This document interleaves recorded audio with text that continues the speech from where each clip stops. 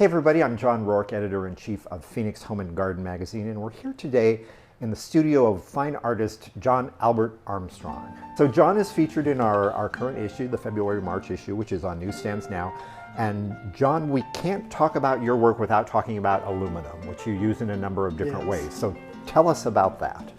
Okay, well, when I was in graduate school, they told me that I had to take printmaking.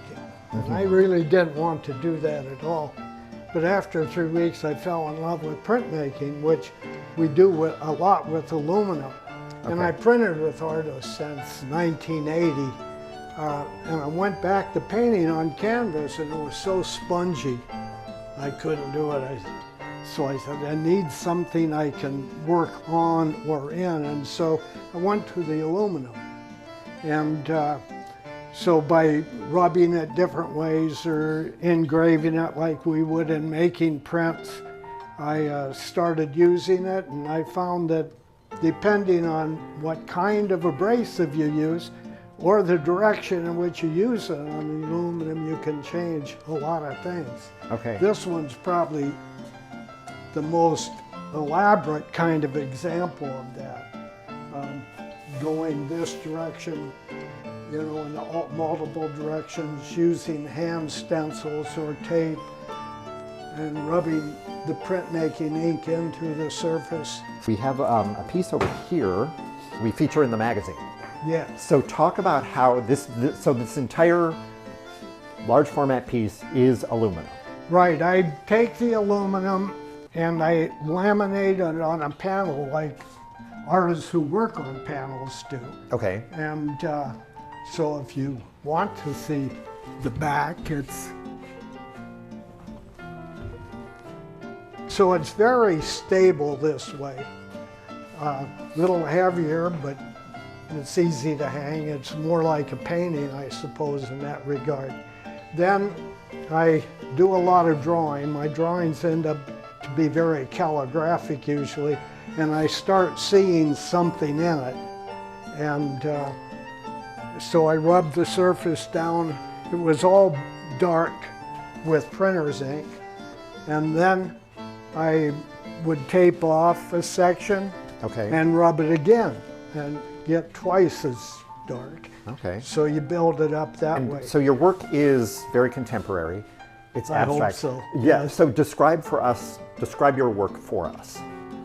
Well, what I try to do is something new every day. Try a new process, a new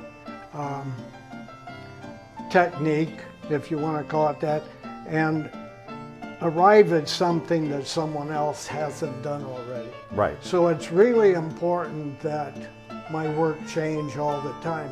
If this were really successful and everybody really loved it, I wouldn't want to do more than 2 or 3 of that. I get very bored doing the same thing. So you can see there's 3 that have been done in the same period of time practically. Okay. This one is called Ballerina. This one is called Rift. And that could have a lot of meanings. Sure. And this one is called On the Sixth Day. So it's Adam and Eve. So you have a lot of collectors of your work. What kind of clients are attracted to your work? Well, I think every artist probably sells mostly to their friends, and if they're in contemporary art or abstract art that isn't just purely decorative, that it's really limited, the number of people that are interested in the work. Most of the things I've sold have been to friends. So you're in a good position to speak about art in Arizona. How has that evolved since the 70s when you first came? Well, I think when I was first here, there was a real tendency to do funky art. And Gil Hooley was a good example of that in ceramics. He made frogs and things.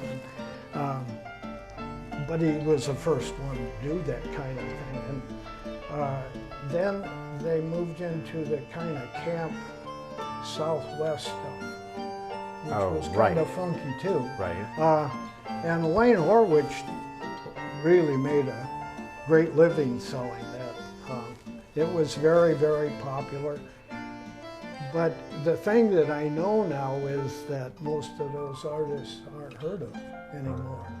It's part of the reason I change all the time. Is I don't want to be locked into anything. I build constructions and I make sculpture and I do prints and I do works on aluminum.